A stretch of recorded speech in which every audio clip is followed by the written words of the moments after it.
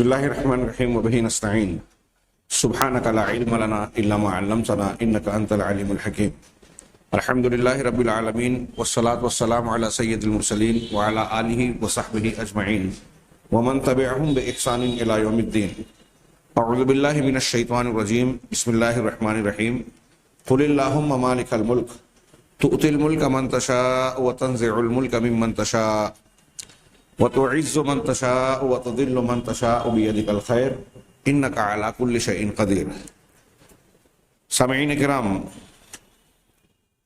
ہماری گفتگو اور درس شرک اصغر سے متعلق شروع ہوا اور گزشتہ درس میں شرک اصغر کی پہلی قسم قلبی عبادات سے متعلق کا تذکرہ کیا گیا اور اس کی ایک مثال، اس کی ایک شکل یہ بیان کی گئی کہ ریاکاری، دکھاوا، یہ شرک اصغر کی ایک قسم ہے۔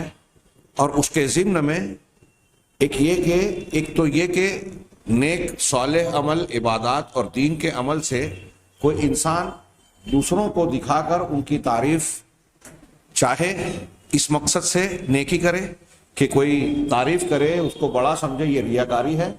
دوسری شکل یہ کہ نیک اور صالح عمل، دینی عمل کو کر کے دنیا کا کوئی فائدہ چاہے، یہ دوسری شکل تھی ریاکاری سے کی ہی ایک دوسری شکل، یا یوں سمجھ لیجیے کہ ایک دوسری مثال ہے۔ آگے انہوں نے 3 نمبر پر جس شرک اصغر کی مثال کا تذکرہ کیا اس کا عنوان قائم کیا الاعتماد علی الاسباب، اسباب پر اعتماد اور بھروسہ کرنا۔ دنیا دار الاسباب ہے۔ اللہ تبارک و تعالیٰ نے جو نظام قائم کیا، یہاں سنت الہی، قانون الہی اس طرح کا نافذ ہے کہ کوئی بھی عمل ہم کرتے ہیں اس کے پیچھے کوئی ریزن، کوئی سبب یا کوئی ذریعہ ہوتا ہے۔ ہر کام کو انجام دینے کے کچھ نہ کچھ اسباب اور ذرائع ہوتے ہیں۔ یہ اسباب اور ذرائع وسیلے تو ہوتے ہیں لیکن فی نفس ہی ان کے اندر طاقت اور قوت نہیں ہوتی۔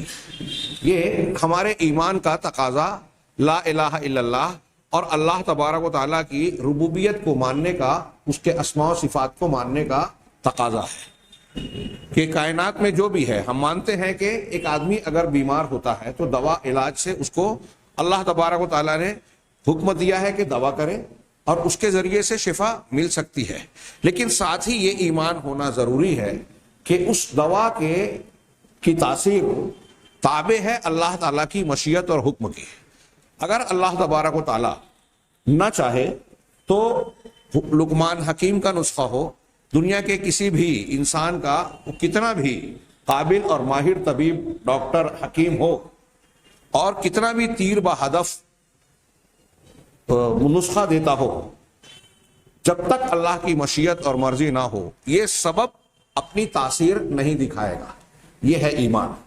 اب اگر کوئی اس سبب کو ہی شفا دینے والا، شفا کی طاقت والا مان لے تو یہ شرک ہوگا۔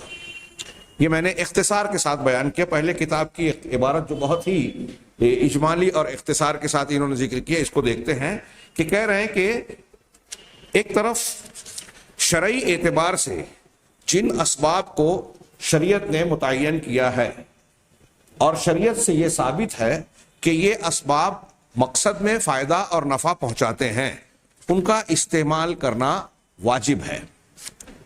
شرعی اسباب کو اور وہ چیزیں جس کا فائدہ ہونا شریعت سے ثابت ہو اور صحیح تجربے سے، 2 باتیں کہی، صحیح تجربے سے ثابت ہو، ان اسباب کا اختیار کرنا ضروری ہے، واجب ہے۔ آپ کو اگر رزق چاہیے، روزی چاہیے، تو روزی کے حصول کے شرعی طریقے کو اختیار کیے بغیر اگر آپ چاہیں گے کہ روزی مل جائے تو صحیح نہیں ہے۔ ایک کسان اگر کھیتی سے فصل چاہتا ہے تو اس کے لیے ضروری ہے کہ فصل کو چاہنے کے لیے جو اللہ تبارک و تعالیٰ نے اسباب مقرر کیے ہیں، بیج کو زمین میں ڈالنا، آب پاشی کرنا، پھر حسب ضرورت اس کو کھاد فراہم کرنا، اس کی نگہبانی اور نگہداشت کرنا، یہ سارے امور کو جب وہ انجام دے گا تب وہ فصل کی امید رکھے تو یہ بالکل صحیح طریقہ ہے۔ یعنی یہ ہم تقدیر کے باب میں بھی پڑھ چکے ہیں کہ تقدیر پر ایمان اسباب کو اختیار کرنے کے منافی نہیں ہے۔ اسباب کا اختیار کرنا بھی تقدیر کا حصہ ہے، اور اللہ اور رسول اللہ صلی اللہ علیہ وسلم کی شریعت میں اس کا حکم دیا گیا ہے۔ خود نبی کریم صلی اللہ علیہ وسلم کا نمونہ ہمارے سامنے ہے۔ آپ اللہ تبارک و تعالیٰ پر کائنات میں سب سے زیادہ توکل اور بھروسہ کرنے والے تھے، اس کے باوجود آپ نے زندگی کے مختلف معاملات میں نمونہ عملی طور سے پیش کیا کہ اسباب کو اختیار کیا۔ آپ نے جنگ کی، جنگ کے لباس پہنے، جنگ کے ہتھیار اور تدابیر اختیار کی، مشورے کیے، مختلف قسم کے امور کو عمل میں لایا، دشمنوں سے مقابلہ کرنے کے لیے رزق حلال کی تلاش اور جستجو کی آپ نے تعلیم دی، عملی نمونہ پیش کیا۔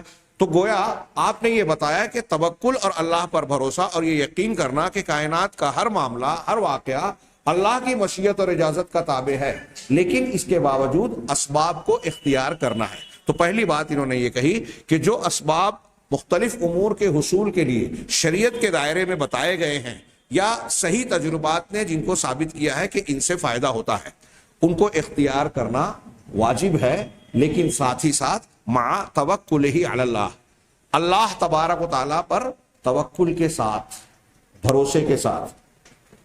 یہ جو مضمون بیان کیا جا رہا ہے، یہ قرآن و حدیث میں بڑی تفصیل سے بیان کیا گیا۔ مسلم شریف کی ایک لمبی حدیث ہے، تقریباً قدرے لمبی، جس میں شروع میں کہا گیا کہ قوی مومن ضعیف مومن سے بہتر ہے۔ اسی حدیث کا آگے کا جو ٹکڑا ہے، اللہ کے نبی صلی اللہ علیہ وسلم نے ارشاد فرمایا، احرص علی ما ينفعک واستعن باللہ ولا تعجز۔ یہ تین جملے شیخ الاسلام علامہ ابن تیمیہ رحمہ اللہ نے اس حدیث کی بڑی لمبی چوڑی تشریح کی، کتاب کی شکل میں الگ سے بھی لوگوں نے چھاپا۔ انہوں نے اپنے اس تشریح میں یہ بیان کیا کہ دنیا کے کسی بھی میدان میں، کسی بھی معاملے میں آپ جائیں، دنیاوی امور میں، دینی امور میں، اگر آپ کامیابی چاہتے ہیں تو ایک مسلمان کے لیے اللہ کے نبی صلی اللہ علیہ وسلم نے یہ تین چیزیں، تین اصول بیان کیے ہیں۔ کامیابی حاصل کرنے کے یہ تین بنیادیں ہیں۔ سب سے پہلے احرص علی ما ينفعک، بڑی شاندار، جاندار اور جامع حدیث ہے، ایک کتاب پوری سمٹی ہوئی ہے اس میں۔ احرص، حریص بنو۔ حریص بننے میں دو تین چیزیں آ گئی، آپ کے اندر شوق، جذبہ، صحیح نیت اور صحیح جذبہ صادق ہونا چاہیے، تبھی تو حرص کہلائے گی۔ نیت صادقہ کے ساتھ آپ کے اندر تڑپ اور دلچسپی ہونی چاہیے، نمبر ایک۔ صرف دلچسپی کا ہونا، خواہش اور تڑپ کا ہونا کافی نہیں ہے، ساتھ ہی تڑپ کا تقاضا یہ ہے کہ آپ اس چیز کے حصول کا جو طریقہ ہے اس کو عمل میں لائیں، بروئے کار لائیں، مطلب محنت کریں۔ تو احرص میں شوق، جذبہ، دلچسپی بھی آ گئی، محنت، مشقت اور کوشش بھی آ گئی، دونوں بات آ گئی۔ اللہ کے نبی صلی اللہ علیہ وسلم، یہ بہت اختصار کے ساتھ میں خلاصہ بیان کر رہا ہوں۔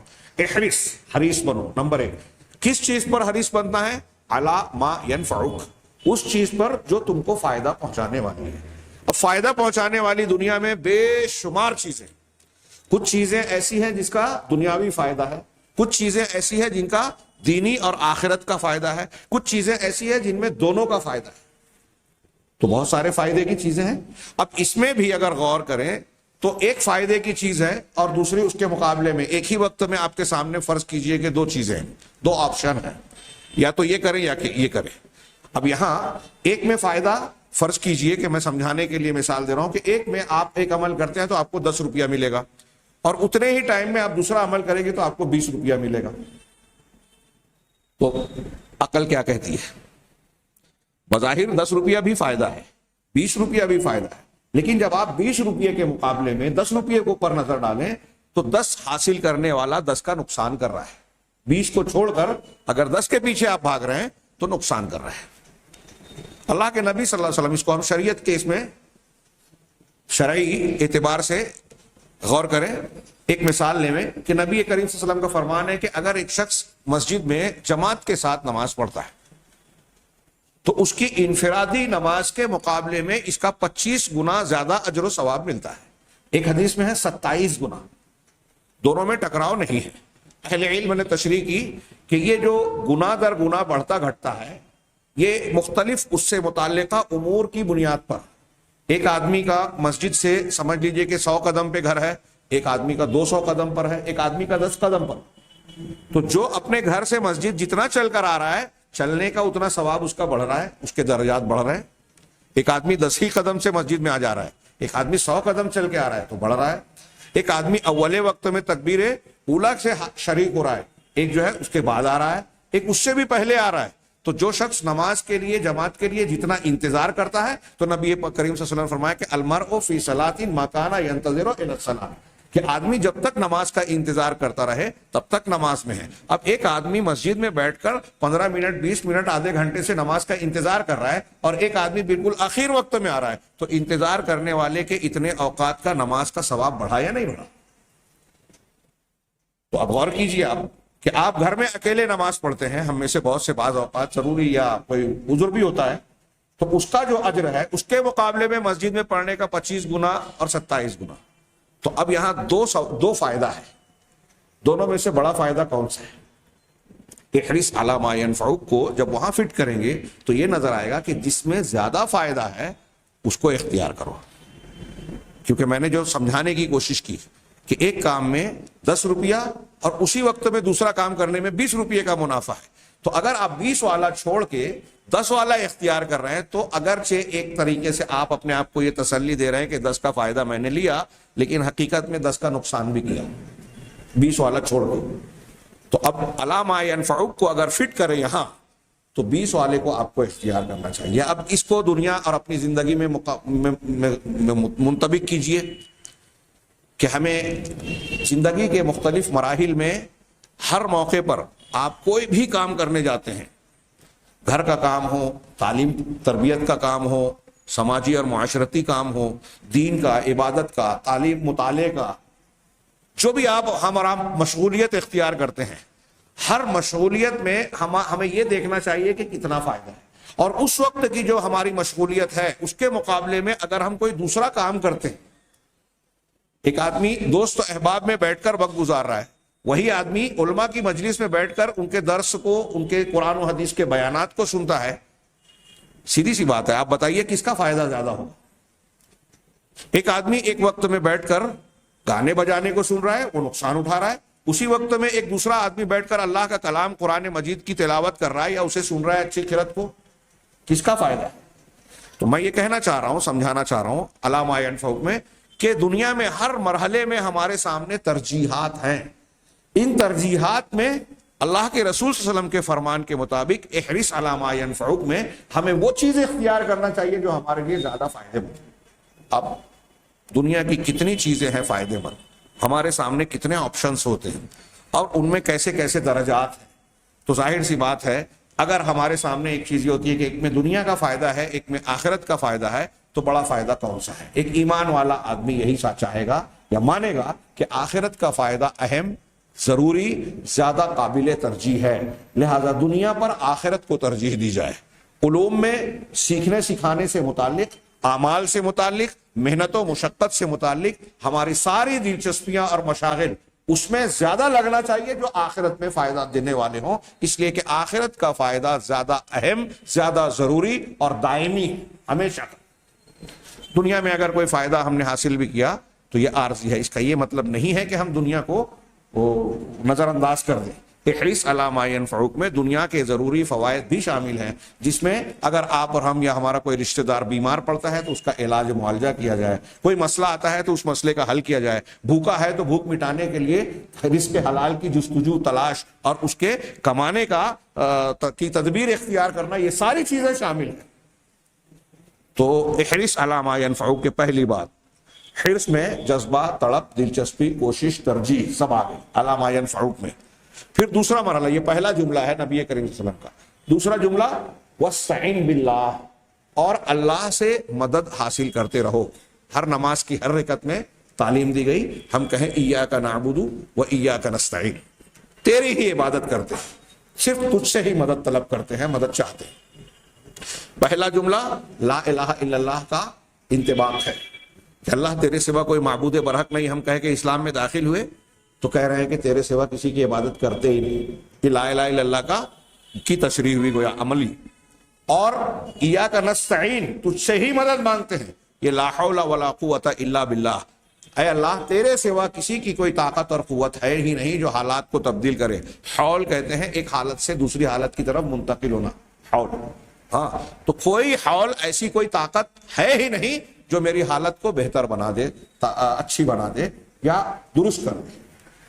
تو ایاک نستعین اسی میں ہے. یہ دونوں باتیں اس میں آتی ہیں کہ پہلے کوشش کی جائے, اللہ کی عبادت کی جائے, اور نتیجے کی امید اور استعانت اسی سے کی جائے, اللہ پر. تو پہلا جملہ کیا تھا, واستعین باللہ. علامہ ابن تیمیہ نے کہا کہ کوئی مومن بندہ صرف اپنی محنت پر انحصار کرے اور اللہ کو فراموش کر دے, یہ اس کے لیے جائز نہیں ہے. یہ قارون والا جذبہ ہوگا کہ اللہ کے حکم سے جب حضرت موسیٰ علیہ السلام نے قارون سے کہا احسن کما احسن اللہ الیک, کہ جیسے اللہ نے تمہارے ساتھ احسان کیا تم بھی لوگوں کے ساتھ احسان اور بھلائی کا سلوک کرو, اتنی دولت سے نوازا. تو جواباً اس نے کیا کہا کہ ارے میں کیوں کروں احسان, انما اوتیتہ علی علم عندی, یہ جو دولت, پراپرٹی اور خزانہ مجھے ملا ہے یہ مجھے اپنے علم کی وجہ سے ملا, اپنی صلاحیت اور اپنے بل بوتے پر. آج ہمارے یہاں بہت سارے لوگ ہیں نا کہ میں نے اپنے بل پر کمایا ہے. یہ جملہ مومن بندے کا نہیں ہے. اسباب پر اعتماد, میرے اندر گٹس تھے, صلاحیت ہے, میرے اندر ایسی بات ہے کہ میں کماتا ہوں, یہ بات اگر کسی میں آتی ہے تو وہ بھی اسباب پر اعتماد کر کے اللہ کو فراموش کر رہا ہے, بدعقیدگی یا علل اقل شرک اصغر کا شکار ہے. روزمرہ کی زندگی میں دیکھیے کہ آدمی ڈینگ ہانکتے ہوئے اس قسم کے جملے کتنی بار کہہ جاتا ہے اور غور نہیں کرتا کہ ہم اللہ تبارک و تعالیٰ کی شان میں گستاخی کر رہے ہیں. وہی قارون والا جملہ, مجھے اپنی صلاحیت, اپنے علم, اپنی قابلیت, اپنے بلبوتے پر یہ دولت ملی ہے, خزانہ ملا ہے. تو علامہ ابن تیمیہ کہتے ہیں کہ اپنی محنت پر انحصار کر کے اللہ کو بھول جانا یہ بھی جائز نہیں ہے, اور یہ بھی صحیح نہیں ہے شرعاً کہ آپ صرف دعا کرتے رہو اور محنت نہ کرو. مسجد میں بیٹھ جائیں یا کوئی ذکر اذکار, اور کچھ آج کل تو بہت سارے بدعتی اوراد چلتے ہیں کہ آپ کو فلاں کام اگر نپٹانا ہے تو آپ یہ کیجئے وہ کیجئے. ہاں, بدعتی اذکار, اللہ کے ناموں کے الگ الگ تاثیر بنا دی گئی ہے. وہ شاید فی الحال موضوع نہیں ہے لیکن پھر بھی میں تذکرہ کر دوں کہ ابھی ایک صاحب نے بتایا کہ فلاں فلاں کام کے لیے اللہ کے فلاں نام کو کہا جائے, یا قویو یا قویو یا قویو, یا غفارو یا غفارو یا غفارو, ہاں, یا فلانو یا فلان, اللہ کے مختلف ناموں. اب جو کہیں گے ہم تو اس کے الگ الگ ناموں کی الگ الگ تاثیر. یہ قرآن حدیث سے, سلف صالح سے, ائمہ اربعہ سے ثابت نہیں ہے. اہل علم نے اس کو بدعت لکھا ہے. اگر اللہ تعالیٰ سے دعا کرنا ہے تو قرآن حدیث میں کوئی ایسی دعا ذکر ہے ہی نہیں جس میں پورا مکمل جملہ نہ ہو, جملہ مفیدہ جس کو کہا جاتا ہے اصطلاح میں نحو کی, جس میں سننے والے, کہنے والے کی بات پوری ہو اور سننے والے کو کوئی خبر یا کوئی بات معلوم. اب آپ کہہ رہے ہیں مثال کے طور پہ کوئی آدمی آپ کا یا کسی کا نام لے کے اے فلاں اے فلاں اے فلاں, آپ کا نام 5 مرتبہ لے کر کہے اور آگے کوئی جملہ ہی نہ کہے تو آپ کا رد عمل کیا ہوگا؟ ناراض ہو جائیں گے, غصہ ہو جائیں گے. یہ کیا بات ہوئی کہ صرف بار بار نام ہی پکار رہے ہو, آگے تو بولو. یہ گستاخانہ انداز ہے. تو اب ایسے ہی اگر آپ اللہ کو خالی پکار رہے ہو, یا قویو یا قویو یا قویو, یا رحمانو یا رحمانو یا رحمانو, تو آگے کچھ جملہ. نبی کریم صلی اللہ علیہ وسلم سے جتنے بھی اذکار ثابت ہیں سب مکمل جملہ ہے, کوئی معنی ادا کرتے ہیں. جیسے الحمدللہ ایک پورا جملہ ہے, تمام تعریف اللہ کے لیے ہے, ایک معنی ہے. سبحان اللہ, اللہ تمام عیوب سے پاک, برتر اور مبرہ ہے, بالا تر ہے. لا حول ولا قوت الا باللہ, کوئی طاقت اور قوت نہیں ہے سوائے اللہ کی. یہ دیکھیے پورا جملہ ہے, اور یہ جملے اذکار کی شکل میں ہوتے ہیں. بہرحال اللہ تبارک و تعالیٰ کے جناب میں شرعی اسباب کو اختیار کیا جائے دنیا اور آخرت کے فائدے کے لیے, نمبر 1. دوسرا پہلو یہ کہ اللہ سے مدد بھی مانگی جائے. علامہ ابن تیمیہ کہتے ہیں کہ کوئی مومن بندہ یہ بھی نہیں کر سکتا کہ صرف دعا کرے اور اسباب کو ترک کر دے. ایسا ہوتا تو حضرت انبیاء کرام, حضرات انبیاء, ہاں, صرف دعاؤں سے کام چلا لیتے. اگر کہیں اسباب نہیں بھی ہے, اللہ تبارک و تعالیٰ نے معجزات بھی ان کے ہاتھوں پر ظاہر کیے, تو ان شکلوں میں بھی آپ غور کیجئے, اکثر و بیشتر آپ کو یہ نظر آئے گا کہ کم سے کم جو کر سکتے ہیں اللہ نے حکم دیا کہ وہ کرو. حضرت مریم علیہ السلام کو جب حضرت عیسیٰ کی ولادت کا موقع آیا, سورہ مریم میں دیکھیے, ہاں, تو اللہ تعالیٰ نے کہا کہ وہ بھوکی پیاسی تھی, کھانے پینے کے اسباب نہیں ہیں, ہاں ولادت کا، بچے کی زچگی کا درد میں مبتلا ہے، کوئی دیکھنے بھالنے والا نہیں ہے. حضرت مریم ایک کھجور کے درخت پر جا کر ٹیک لگاتی ہے. اس کنڈیشن میں قرآن نے کہا وَحُزِّي إِلَيْكَ بِجِذْعِ النَّخْلَةِ کہ اے مریم، ہاں اپنی طرف حضرت جبرائیل کو بھیجا اور کہا کہ غم نہ کرو، اللہ تمہاری نگرانی کر رہا ہے، اور کھجور کے اس تنے کو، کھجور کے درخت کے تنے کو تم اپنی طرف ہلاؤ، حرکت دو، تم پر تازہ رطب گدر کھجوریں گرے گی. اور ویسے ہی ہوا. اللہ تعالیٰ نے کھجوروں کا انتظام کیا. اور قرآن کے ایک سائنسی معجزے کے طور پر لوگوں نے کہا کہ یہ دیکھیے زچگی کی حالت میں، اس حالت میں بچے کے لیے، بچے کی ولادت کے وقت میں یا اس کے بعد کھجوریں بہت مفید ہے عورتوں کے لیے. اللہ تعالیٰ نے اس کا انتظام کیا. یہ قرآن کے علمی معجزات میں بھی اس کو شمار کیا. خیر، تو کم سے کم حضرت مریم علیہ السلام، اب جبرائیل آ کے کہہ رہے ہیں کہ ڈرو نہیں، ہاں اور ہلاؤ درخت کو. حضرت جبرائیل بھی تو کھجوریں پلیٹ میں رکھ کے دے سکتے تھے، ان کی محراب میں پھل پہنچایا جاتا تھا قرآن میں جس کا ذکر ہے سورہ آل عمران میں. لیکن یہاں ہلانے کے لیے کہا گیا. حضرت موسیٰ علیہ السلام بنی اسرائیل کے ساتھ دریا کے کنارے کھڑے ہیں. آگے دریا ہے ٹھاٹھے مارتا سمندر، اور پیچھے جو ہے فرعون کا لشکر جرار آ رہا ہے. ہاں بنی اسرائیل نے جب یہ صورتحال منظر دیکھا تو حضرت موسیٰ سے شکایتاً کہا کہ یا موسیٰ انا لمدرکون، موسیٰ ہم تو گھیر لیے گئے، ہم تو گھیر گئے، پک گئے، اب کوئی راستہ نہیں ہے. حضرت موسیٰ علیہ السلام دیکھیے اللہ پہ بھروسہ، توکل، استعانت. کہا کلا، ایسا ہرگز نہیں ہو سکتا، انا معی ربی سیہدین، میرے ساتھ میرا پروردگار ہے، وہ مجھے راستہ دے گا. یہ بھروسہ تھا نبی کا، توکل. اب ایسی صورت میں بھی حضرت موسیٰ کے سامنے یا ظاہری طور پر کیا اسباب تھے جو حضرت موسیٰ علیہ السلام اختیار کرتے؟ اللہ تعالیٰ نے ان کو حکم دیا ان اضرب بعصاک البحر، سمندر پر اپنی لاٹھی مارو. غور کرنے کی بات ہے.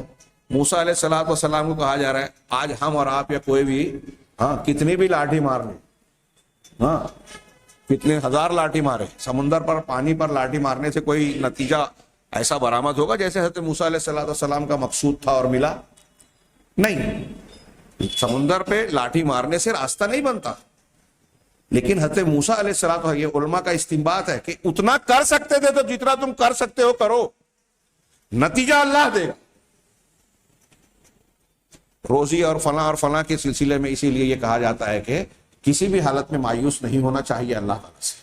دیکھیے حضرت موسیٰ علیہ السلام نے اللہ کے حکم سے جب لاٹھی ماری تو راستہ بن گیا. یہ معجزہ تھا، اس میں کوئی شک نہیں.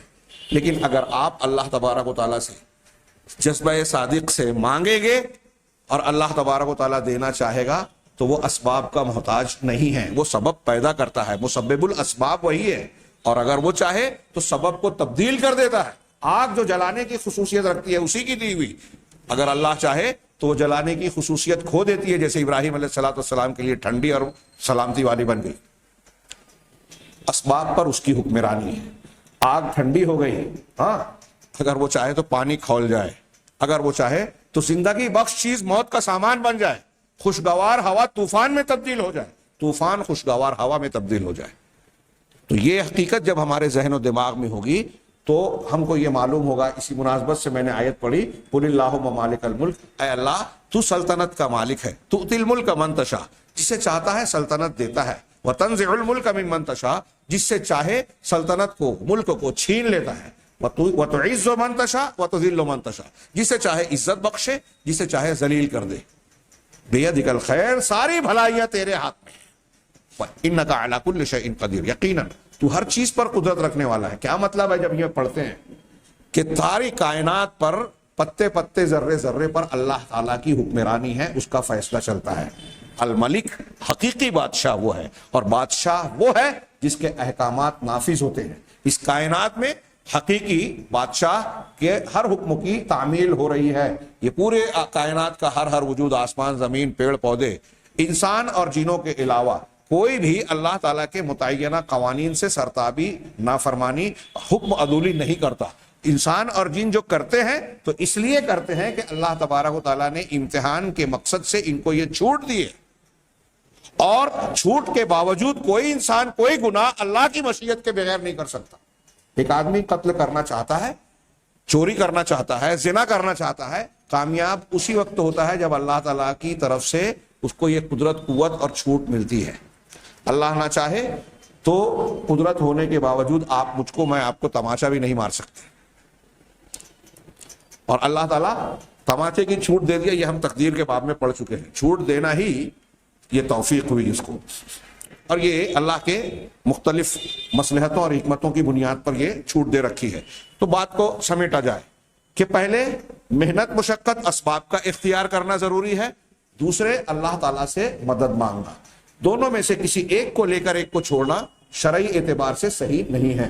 جو لوگ اللہ پر توکل کا یہ معنی بیان کرتے ہیں کہ آپ خانقاہ میں بیٹھ کر اللہ اللہ کرتے رہیں، سارے کام پورے ہو جائیں گے، غیر شرعی بات ہے، نبیوں کی، قرآن کی تعلیم کے مخالف بات ہے۔ جو لوگ اسباب اختیار کر کے اسی پر اعتماد کرتے ہیں اور اللہ تعالیٰ سے مدد نہیں مانگتے، وہ اللہ تعالیٰ کی شان میں گستاخی کرتے ہیں، اسباب پر اعتماد کر کے کبھی شرک اصغر اور کبھی شرک اکبر کرتے ہیں۔ احرص علی ما ينفعک واستعن باللہ ولا تعجز، اور عاجز نہ بنو، یعنی کبھی ہمت نہ ہارو، حوصلہ نہ ہارو، محنت کرتے رہو، کوشش کرتے رہو۔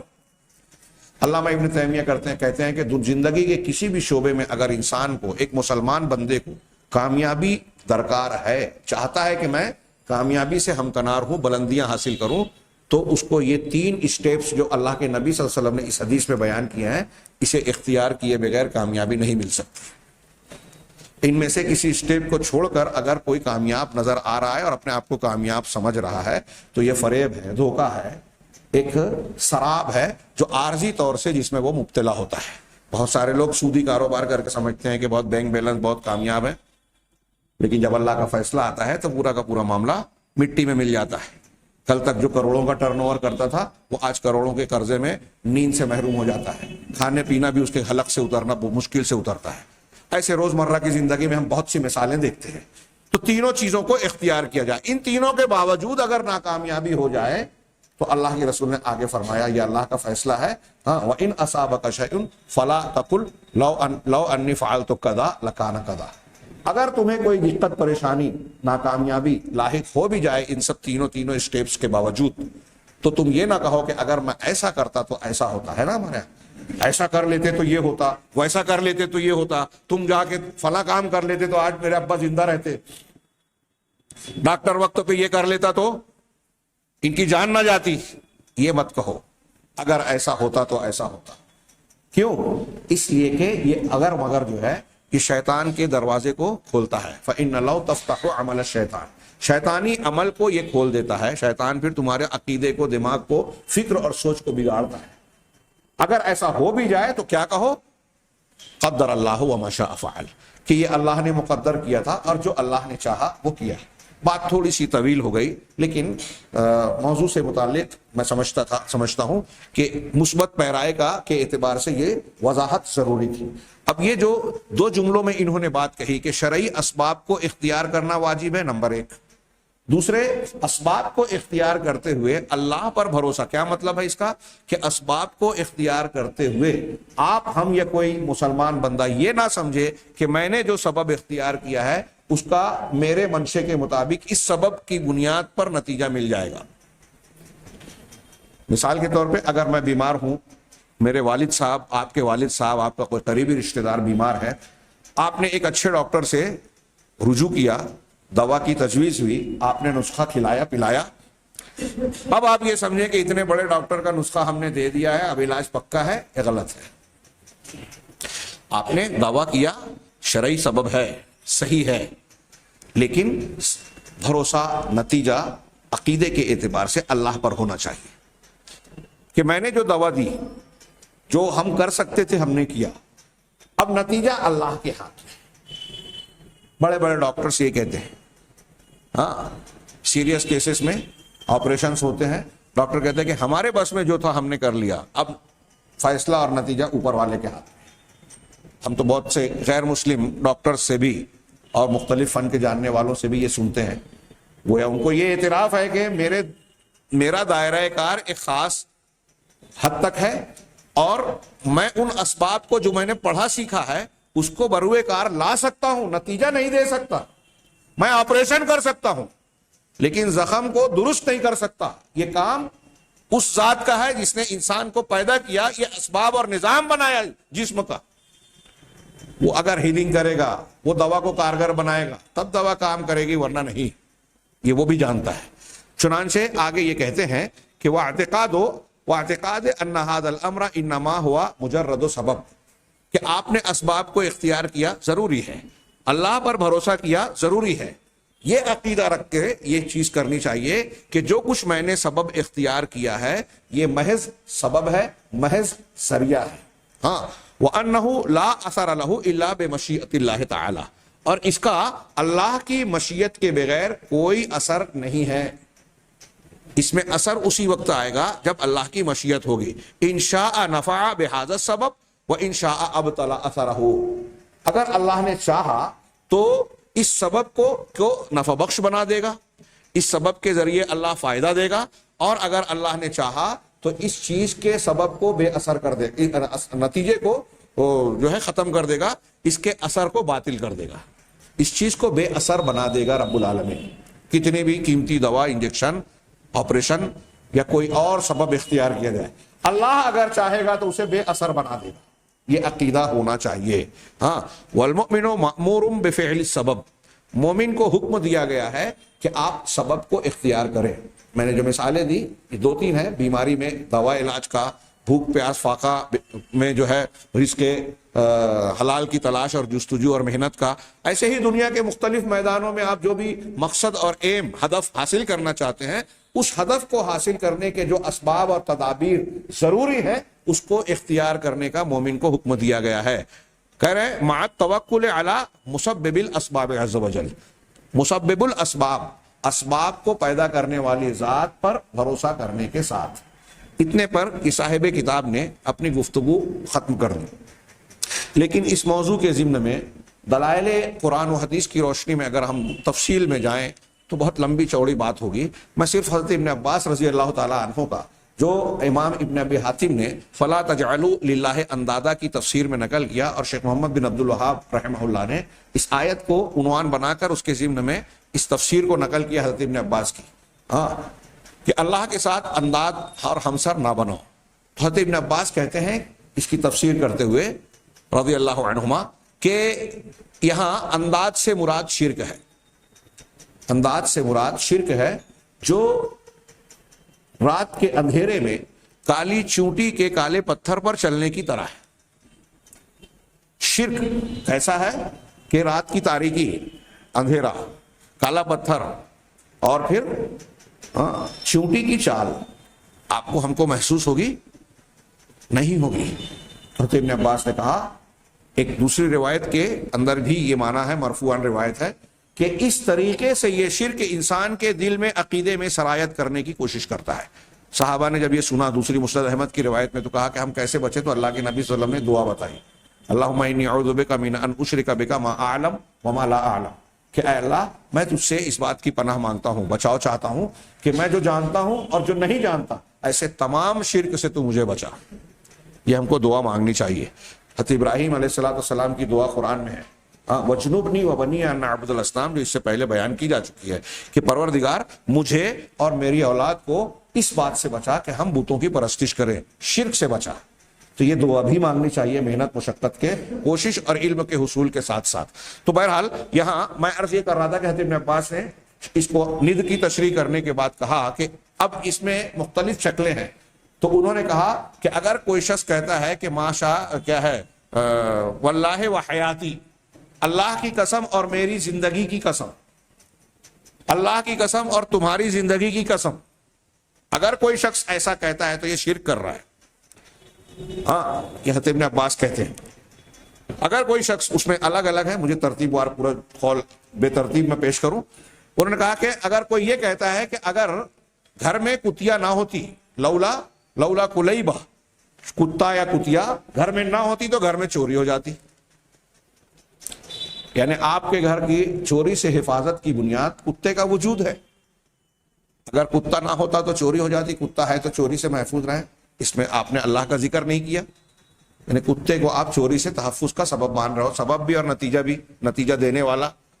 ہاں اسی طرح حضرت ابن عباس نے کہا کہ اگر کوئی کہتا ہے کہ ملاح بہت اچھا تھا، ہوا سازگار تھی، کشتی کا سفر کرنے والے ان کے تابع ہوتے تھے، تو اب کشتی اگر طوفان سے بچ کر پار لگ گئی، منزل تک پہنچ گئی، اور آپ یہ کہہ رہے ہو کہ ملاح اچھا تھا اس لیے ہم منزل مقصود پر پہنچے، ہوا سازگار تھی اس لیے پہنچے، تو یہ بھی شرک ہے۔ حضرت ابن عباس کہہ رہے ہیں اس کو کشتی کے سفر کے بجائے آج آپ اپنے درمیان کے ڈرائیور بہت اچھا تھا، اگر یہ کہتے ہیں ڈرائیور بہت اچھا تھا، ڈاکٹر بہت اچھا تھا، ڈاکٹر نے بر وقت اگر علاج نہ کیا ہوتا تو میرے والد صاحب کا انتقال ہو جاتا، ڈاکٹر نے یہ نہ کیا ہوتا تو آج تو میری ٹانگ چلی جاتی، ہاں ڈرائیور نے بڑی چالاکی کا مظاہرہ کیا ورنہ ہمارا ایکسیڈنٹ ہو جاتا اور شاید ہم میں سے کوئی نہیں بچتا۔ اس قسم کے جملے ہم لوگ بولتے ہیں، کتنے مسلمان بولتے ہیں، دوسروں کی چھوڑیے کتنے مسلمان بولتے ہیں اور غور نہیں کرتے۔ حضرت ابن عباس کہہ رہے ہیں کہ یہ جملے شرک ہیں،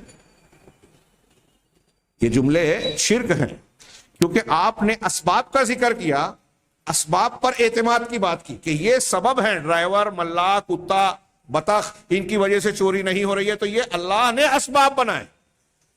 اگر آپ کے گھر میں چوری مقدر ہوتی تو کتوں کی پوری فوج بھی ہوتی تو چوری ہوتی، اگر اللہ کی مشیت ہوتی۔ یہ عقیدہ ہونا چاہیے۔ اگر آپ کی موت لکھی ہے تو ڈاکٹر کتنا بھی چالاک ہو، کتنی بھی اچھی تدبیر کرے، آپ کی موت ہو کر رہتی، اور اگر آپ کی موت نہیں ہے تو ڈاکٹر ہو یا نہ ہو آپ بچ جائیں گے، یہ عقیدہ ہونا چاہیے۔ آپ خود سے اگر مٹی کا استعمال کر لیں گے تو اللہ بچا دے گا، اللہ تبارک و تعالیٰ اسباب پیدا کر دے گا بچنے کی، اور ایسے اسباب جو عام مشاہدے میں کبھی کبھی ہوتا ہے نا ہمارے سامنے، کہ بعض اوقات کچھ حادثات ایسے ہوتے ہیں کہ گاڑی دیکھ کے آدمی کہتے ہیں کہ اس گاڑی کی حالت دیکھ کے ایکسیڈنٹ کے بعد لگتا ہے کہ کوئی بھی نہیں بچا ہوگا، لیکن اس میں کچھ لوگ بچے ہوئے ہوتے ہیں۔ ایسے بعض عجیب و غریب تصویریں آتی ہیں، ایک آدمی 3 منزلے سے اوپر سے گرا، ہاں جس پر گرا وہ مر گیا، جو گرا وہ نہیں مرا۔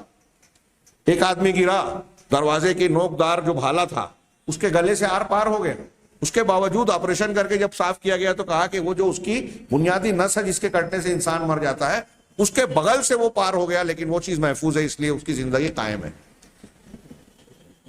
تو بعض مرتبہ ہمیں دکھائی دیتا ہے کہ اسباب موت کے موجود ہیں لیکن موت نہیں ہوئی، اللہ تعالیٰ بچاتا ہے، اللہ تبارک و تعالیٰ مارتا ہے۔ یہ عقیدہ مومن بندے کا ہونا چاہیے، اسباب پر اعتماد۔ یہی اسباب پر اعتماد اگر آپ کسی شرعی سبب کو سبب مان کر، شرعی سبب کو سبب مان کر اس پر بھروسہ کرتے ہیں تو یہ شرک اصغر ہے، اور اگر آپ اس سبب کو شفا دینے والا یا قوت والا مان رہے ہیں اللہ کی طرح تو یہ شرک اکبر ہو جائے گا۔ جیسے اگر کوئی یہ سمجھ لے کہ ڈاکٹر کے ہاتھ میں ہی شفا تو یہ شرک اکبر ہو جائے گا۔ پھر ہم کو کیسے کہنا چاہیے؟ کبھی اس طرح کا جملہ ہو تو عادت ڈالنی چاہیے، بچوں کو عادت ڈلوائیے، ہم بھی عادت ڈالیں۔ الحمدللہ فلاں ڈاکٹر نے علاج کیا تو میرے ابا کی جان بچ گئی، آپ نے الحمدللہ کہہ دی، جملہ کہہ دیا، تو اب آپ نے گویا یہ مان لیا کہ اصل تعریف اللہ کے لیے ہے، ڈاکٹر کو اللہ نے ذریعہ بنایا۔ اللہ تبارک و تعالیٰ کے فضل سے، اس کی توفیق سے ڈرائیور کو بڑی اچھی توفیق ملی، اللہ نے ڈرائیور کو بر وقت جو ہے یہ سجھایا، یہ توفیق دی کہ اس نے بریک مار دیا، اس نے کنٹرول کر لیا، اس نے ایسا کر دیا، تو یہ اللہ کی طرف آپ نسبت کیجیے۔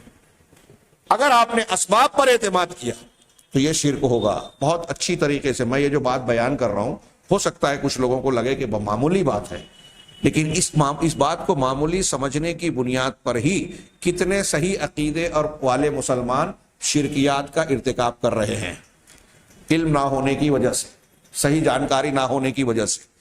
ہاں عربوں کی جو عادت ہے ہر بات میں سبحان اللہ، الحمدللہ، جزاک اللہ، ماشاء اللہ یہ کہنے کی، کہ کوئی معمولی بات نہیں ہے، یہ چیزیں ہم کو شرک سے بچاتی ہیں۔ ہاں اگر آپ آگے آئے گا قولی مثالوں میں وہاں تھوڑی اور وضاحت ہوگی، یہاں میں ایک جملہ کہہ کے اس عنوان کو مکمل کروں کہ جب یہ چیز اور زیادہ بڑھتی ہے، اسباب جیسے ہم مسلمان ہیں، ہم دوا علاج کرتے ہوئے یہ عقیدہ نہیں رکھتے کہ ڈاکٹر کے ہاتھ میں شفا ہے، اس لیے اگر یہ جملہ کہہ رہے ہیں ہم یا یہ مان لیا کہ ڈاکٹر نے بچا لیا تو یہ شرک اصغر ہوگا۔ عقیدتاً ہمارے دل و دماغ میں یہ بات نہیں ہے، لیکن جیسا کہ میں نے کہا اگر عقیدتاً یہ بات آ گئی کہ ڈاکٹر ہی شفا دیتا ہے تو یہ شرک اکبر ہو جائے گا۔ اور ایسا شرک اکبر ہم دیکھتے ہیں کہ ہمارے یہاں کچھ لوگوں میں اور غیر مسلموں میں بکثرت پایا جاتا ہے۔ ہمارے گرد و پیش میں ہندو دھرم کے ماننے والے آپ دیکھتے ہیں نا. دیکھیے یہی اسباب پر اعتماد جب شدت اختیار کیا تو وہاں کیا بن گیا؟ وہاں کہتے ہیں کہ جو چیز فائدے کا ذریعہ بنے، جو چیز نقصان کا سبب بنے، سب کی پوجا پاٹ شروع ہو گئی. سانپ سے ڈرتے بھی ہیں، پوچھتے بھی ہیں. گائے کو بولتے ہیں کہ وہ دودھ دے رہی ہے، کام کر رہی ہے، اس لیے اس کو پوجا کرتے ہیں. گاندھی جی کا ایک قول عربی کتاب میں نے پڑھا، ان کے اخبار کے حوالے سے، وہ سن اور اس کے ساتھ نہیں ملا، بمبئی سے نکلنے والے. اس میں انہوں نے بیان کیا کہ ہماری گائے ماں جو ہے وہ میری حقیقی ماں سے کئی گنا زیادہ فضیلت والی ہے.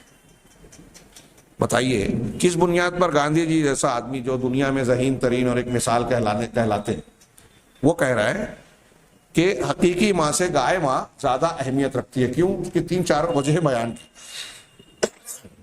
پہلی وجہ یہ کہ ہماری حقیقی ماں زیادہ سے زیادہ 2 سال دودھ پلاتی ہے اور اس کے بدلے میں زندگی بھر کی خدمت لیتی ہے.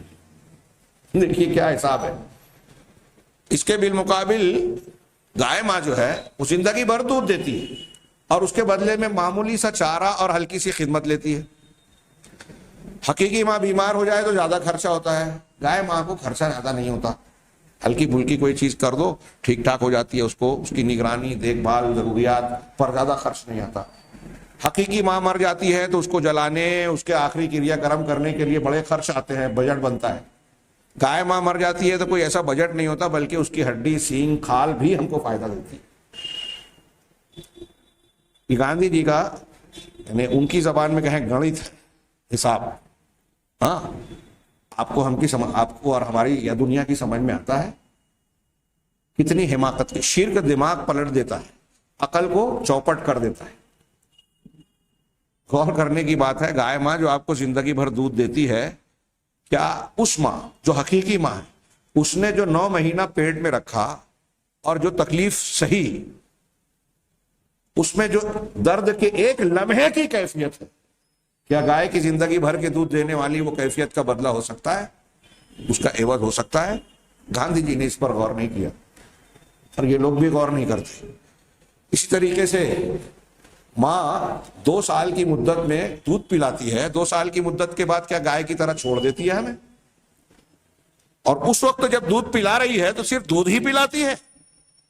اپنے بچے پر جو شفقت، ممتا، مہربانی، رحمت نچھاور کرتی ہے، کسی تکلیف، دقت، پریشانی کی صورت میں اپنے آپ کو تکلیف میں مبتلا کر کے اپنے بچے کو بچانے کی کوشش کرتی ہے. سرد گرم موسم میں اپنی نیند، اپنے آرام کو تج کر اس کی صفائی کا دھیان دیتی ہے، گندگی کو صاف کرتی ہے. کہا ماں یہ اس میں سے کوئی ایک کام کرتی ہے اور کوئی ایک کام کا بدلہ زندگی بھر کا دودھ پلانا ہو سکتا ہے، اس کی کھال چمڑی کا وہ بدلہ ہو سکتا ہے. یہ میں نے ایک مثال دی، بیان کی. ہندو دھرم کے لوگ بورڈ لگا کے رکھتے ہیں، زبانی بولتے ہیں کہ اگر دکان پہ کوئی آدمی دھندا کر رہا ہے، ہاں بیٹھ کر جو آڑتیا جو بزنس کر رہا ہے، سودے کر رہا ہے، تو وہ لوگ یہ کہتے ہیں، مانتے ہیں کہ ہمارا گراہک ہمارا بھگوان ہے. گراہک کو بھگوان کیوں مانتے ہیں؟ یہی اس عقیدے کی خرابی کی وجہ سے. اسباب پر اعتماد کہ جو ہمارے فائدے کا ذریعہ بن رہا ہے وہ ہمارا بھگوان. کیا یہ فلسفہ صحیح ہے؟ ہندوؤں میں یہ فلسفہ بہت عام سا ہے، اسباب پر اعتماد. ایک راجستھان کے ایک نوجوان سے ٹرین میں میری ملاقات ہوئی، میں نے توحید کی بحث چھیڑی. اس سے پوچھا کہ آپ کس کو پوچھتے ہو؟ تو وہ جز بز ہوا اور پھر اس کے تھوڑی دیر کے بعد اس نے پتہ نہیں کس بنیاد پر جواب دیا کہ میں تو یہ مانتا ہوں کہ ہم کو پوجا اگر کرنی چاہیے، عبادت پوجا کرنی چاہیے تو ماں باپ کی کرنا چاہیے. میں نے کہا کیوں ماں باپ کی کرنی چاہیے؟ کہا اس لیے کہ ان کی وجہ سے ہم پیدا ہوئے. میں نے کہا ابھی آپ کی شادی ہوئی؟ کہا نہیں بس اب ہونے والی ہے. میں نے کہا کہ اگر آپ کی شادی ہو جائے تو یہ بتائیے کہ آپ اور آپ کی بیوی جب چاہیں بیٹا ہو جائے، جب چاہیں بیٹی ہو جائے، جب چاہیں بیٹا بیٹی نہ ہو، دونوں کا ملاپ ہو، لیکن آپ یہ سوچ رہے ہیں کہ آپ ابھی اولاد نہ ہو، تو آپ کے نہ چاہنے سے اولاد نہیں ہوگی، آپ کے چاہنے سے اولاد ہو جائے گی کیا؟ آپ جب چاہیں گے بیٹا ہو جائے گا، آپ جب چاہیں گے بیٹی ہو جائے گی، ایسا ہے کیا؟ تو نے کہا نہیں ایسا تو نہیں ہے. تو مطلب آپ کے چاہنے سے اولاد نہیں ہوگی آپ کی؟ کہا ہاں.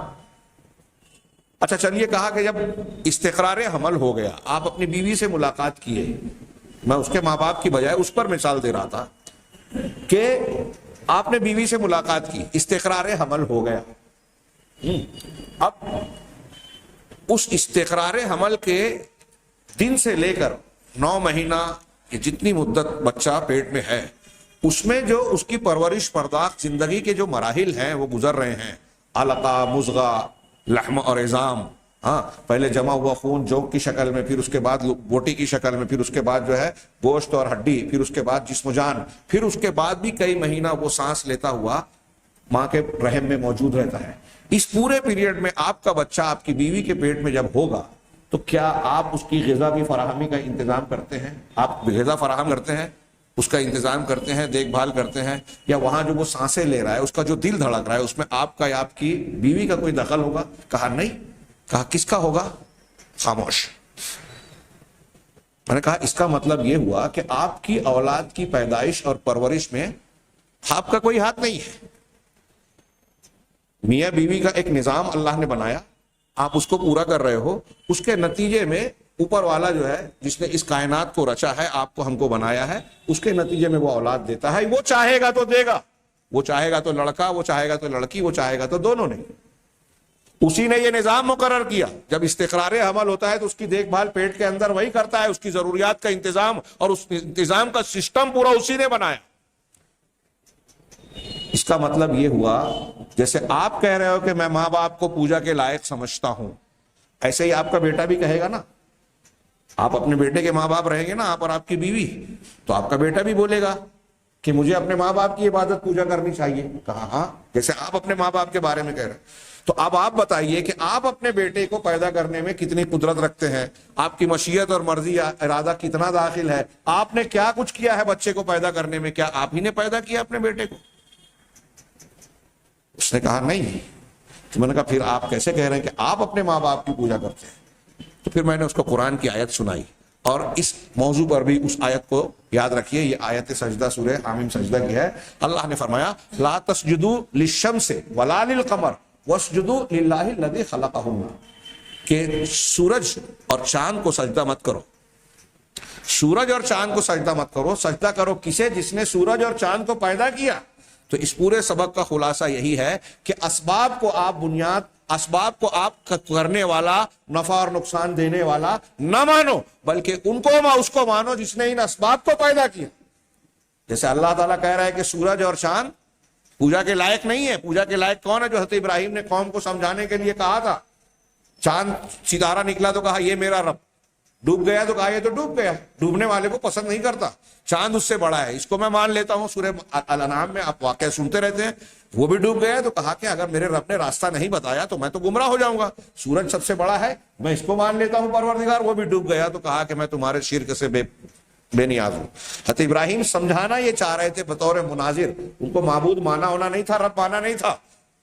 غور کر کے رد کرنے کے لیے تعلیم ان کو توجہ مبذول کرائی کہ یہ سورج چاند ستارے جن کو تم پوج رہے ہو یہ خود کسی کی مخلوق ہیں، یہ کسی کے فرمان کے تابع ہیں، نکلتے ہیں ڈوبتے ہیں، مطلب کوئی ان کو چلا رہا ہے.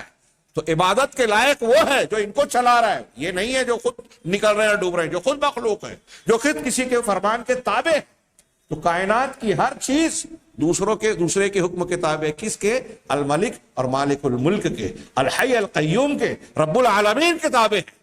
لہذا ساری کائنات میں نظام، فیصلہ، حکم اور مشیت اس کی کارگر نافذ ہو رہی ہے. کسی مخلوق کی مشیت نافذ نہیں ہوتی. کوئی سبب فی نفس ہی کسی انسان کو فائدہ یا نقصان نہیں پہنچاتا. سبب کے اندر تاثیر دینے والی ذات اللہ کی ہے. یہ بات جو ہم سمجھ جائیں تو ہندو مذہب کے ماننے والے ہمارے بھائی جو کوئی ماں باپ کو پوجنے کے لائق سمجھتا ہے، کوئی گراہک کو بولتا ہے کہ بھگوان ہے، کوئی بولتا ہے کہ سانپ، گائے اور فلاں سے ہم کو فائدہ یا نقصان پہنچ رہا ہے تو یہ بھی پوجا پاٹ کے لائق ہے. ان کو بھی ہم سمجھا سکتے ہیں کہ سانپ ہو، بچھو ہو. ہاں، یہاں تک کہ انہوں نے ایک اور بھی اشارہ کر دوں کہ دیوی دیوتاؤں کا جو ان کے یہاں تصور ہے، بہت سے محققین سورہ فاتحہ کی تفسیر میں نے تفصیل سے بیان کیا، بحث کی کہ مفسرین کا، محققین کا کہنا ہے کہ آسمانی کتابوں میں جو فرشتوں کا تصور تھا، خود اس کے دروس کے شروع میں ایمان بالملائکہ کے تحت بھی ہم بیان کر چکے ہیں کہ فرشتوں پر ایمان کا جو ذکر ہے قرآن میں، اس سے پہلے کی آسمانی کتابوں اور شریعتوں میں، اسی فرشتوں پر ایمان کو بگاڑ کر مختلف قوموں نے الگ الگ تصور گڑھ لیا. یونانیوں نے، ہاں، مولانا ابوالکلام آزاد نے اس کے لیے کیا لفظ یونانی لفظ بتایا میں بھول رہا ہوں, ہاں اسی کی پھر بگڑی ہوئی شکل جو ہے ان کے ہاں دیو کی بنا لی گئی ہندوستان میں, اور فرشتوں کو ایک ایسی شکل جو انسانوں سے ہٹ کر قوت ہے. چونکہ قرآن حدیث یا آسمانی کتابوں نے بتایا کہ کائنات کے پیدا کرنے والی ذات اللہ رب العالمین نے فرشتوں کو الگ الگ کام دیا. بارش کے فرشتے, بادلوں کے فرشتے, منکر نکیر موت کا فرشتہ, مختلف دنیا میں جتنی بھی حرکات و سکنات ہیں, کام ہیں, اعمال کو لکھنے والے, اللہ تعالیٰ کے پاس اعمال کو لے جانے والے, ذکر و اذکار کی مجلسوں کو گھیرنے والے, ہر کام کو اللہ نے کچھ فرشتوں کے سپرد کیا ہے. اس کا یہ مطلب نہیں کہ اللہ ان کا محتاج ہے, اللہ بے نیاز ہے, یہ ہم پڑھ چکے ہیں. تو یہ جو بیان کیا گیا آسمانی کتابوں میں, اسی کو لوگوں نے بگاڑ کر فرشتے جو اللہ تبارک و تعالیٰ کی ایک مخلوق ہیں اور اس کے احکامات کے پابند ہیں, اپنی مرضی سے کچھ نہیں کرتے, یفعلون ما یؤمرون, قرآن نے کہا کہ وہ وہی کرتے ہیں جن کا ان کو حکم دیا جاتا ہے. لیکن لوگوں نے عقیدے کو بگاڑ کر کہ یہ جو معمور ہے, جو خود مخلوق ہے, جو خود محکوم ہے, جو پروردگار کے احکامات کے پابند ہے, انہی کے اندر شکتی طاقت پاور مان کے ان کو کچھ جنی بنا دیا, عبادت کے لائق بنا دیا. اور اہل علم نے کہا کہ یہ دنیا کے مذاہب کی عالمگیر گمراہی ہے کہ یہ ٹھوکر کھائی ہے. شرک کا یہ دروازہ بڑا خطرناک ہے, جس میں بہت ساری دنیا کی اکثر مشرک قومیں جو اس میں پڑ گئی کہ جو چیزیں سبب بنائی گئی تھی لوگوں نے انہی کو پوجنا شروع کیا. ہدایت کے ملنے کا سبب انبیاء کو بنایا گیا, بزرگان دین کو بنایا گیا کہ وہ دعوت و تبلیغ اور اصلاح و تربیت کا کام کر رہے ہیں. لوگوں نے اللہ کو چھوڑ کر انہی کو جو ہے اپنی عقیدت کا مرکز محور بنا کر ان کو عبادت کے پوجا جانے کے لائق کا درجہ دے دیا. یہ اسباب پر اعتماد کی بگڑی ہوئی شکلیں پیدا ہوتی ہیں جس سے شرک جنم لیتا ہے. تو شرک اصغر کی ایک شکل یہ ہے کہ آپ کو جو شرعی اسباب دیے گئے ہیں اس کو اختیار کرنے کے بعد آپ اور ہم اسی پر اعتماد اور بھروسہ کر لیں کہ یہی فائدہ پہنچانے والے یا نقصان پہنچانے والے ہیں, اس بنیاد ایسا مان لیں. یہ ایک شرک اصغر کی شکل تھی. نمبر 4 پر انہوں نے صرف 1.5 لائن لکھی ہے ایک شرک اصغر کی شکل, لیکن وہ صرف 1.5 لائن نہیں, میں ان کی آج پیش کر رہا ہوں, آئندہ درس میں اس کی تھوڑی سی تفصیل پیش کریں گے. تطیر جس کو ہم بدشگونی, بدفعلی کہہ سکتے ہیں, بدشگونی.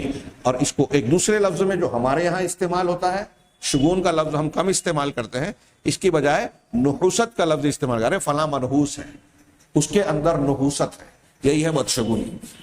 یہ بھی شرک اصغر ہے. تطیر اس کا لفظی معنی کیا ہوتا ہے اور پھر اس کی کیا گنجائش ہے, یا کس طرح شرک ہوتا ہے, اس کی تفصیل انشاءاللہ آئندہ درس میں. یہاں صرف ان کی 1.5 لائن, وَهُوَ التَّشَابُهُ بِمَرْئٍ أَوْ مَسْمُوعٍ أَوْ غَيْرِهِمَا, اور اس کا مطلب ہوتا ہے کسی دیکھی گئی چیز یا کسی سنی ہوئی چیز سے بدفعلی لینا, شگون لینا, بدشگونی لینا, یہ شرک اصغر ہے. نبی صلی اللہ علیہ وسلم سے آپ کا یہ فرمان ثابت ہے, الطیرۃ شرک, کہ بدشگونی لینا شرک ہے. اس کی تفصیل انشاءاللہ آئندہ ہفتہ آئندہ درس میں ہم بیان کریں گے. اللہ تعالیٰ سے دعا ہے کہ وہ ہمیں ہر قسم کے شرک سے محفوظ رکھے اور توحید پر قائم رکھے, اسی پر زندہ رہنے اور اسی پر مرنے کی ہمیں توفیق دے, اور اس کے ذریعے سے دنیا اور آخرت کی ہر مصیبت اور فتنے سے محفوظ رکھے. وآخر دعوانا ان الحمد للہ رب العالمین وصلی اللہ علی نبینا محمد.